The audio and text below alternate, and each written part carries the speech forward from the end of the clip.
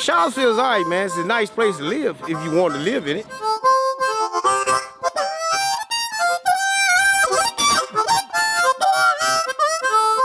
We have a very diverse community that reside here. Virginia is in the middle of a historic shift. Well, I think actually we've made a fair bit of progress in Virginia over the past several years. Do you love Virginia? Sure, every day of it. I was born here, blessed with it, you know, but I can't change it. I can't change where the world goes. Look around Charlottesville, Virginia, and you are instantly reminded this is one of the original states in the U.S. The buildings, the roads, all a reminder of its history. During the 19th century, here in Charlottesville in Albemarle County, Virginia, the majority of the local population was enslaved, 52%. And the largest recorded slave auction that took place here was in 1829.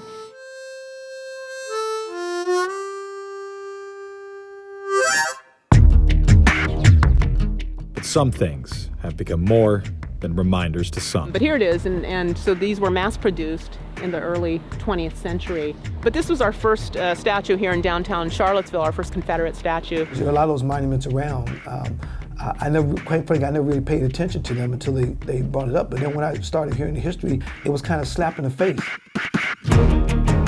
The statue's been there all my life, so I don't really feel anything about the statue. And we had some folks that wanted to maintain the statue not out of hate or discrimination, but out of history or what it meant to them for their relatives that fought in the Civil War. You know, the statue gonna be there the rest of his life until they take it down. There are about 220 Confederate monuments across the state of Virginia. Here in Charlottesville, there are 4. A lot of white people just thought of them as just a guy on a horse. And at the same time, I think for generations, a lot of black people in town had considered them a real sort of assault. What had been a mixed-race neighborhood right here becomes a whites-only park that's anchored by this statue of a Confederate general, Stonewall Jackson. You know? Tensions remain high in Charlottesville one day after a white nationalist rally turned violent. A woman was killed in a car crash.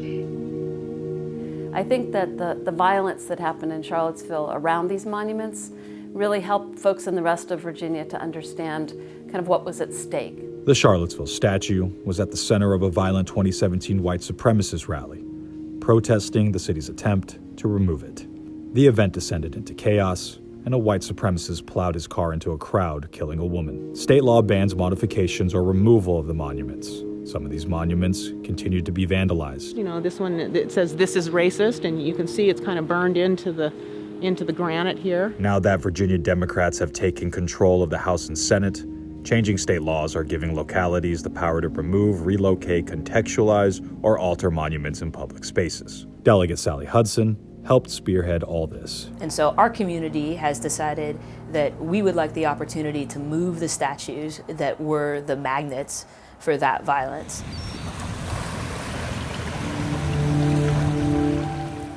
While places like Charlottesville will get rid of its monuments, the city of Virginia Beach won't. We decided that maybe we needed to tell the story of both sides. One of the conversation was, if we tear it down, then what? Virginia Beach decided to keep the statue, but want to add context to it by possibly adding more signs and historic facts. But it's also an important piece of history so that we know where we've come from and where we're, you know, where we don't want to go in the future. This right here now is the only marker that we have about black history. And when did this get put up? This got put up in 2019. But one thing is certain in Virginia, it won't ever forget its history. I'm Tomas Hoppough reporting.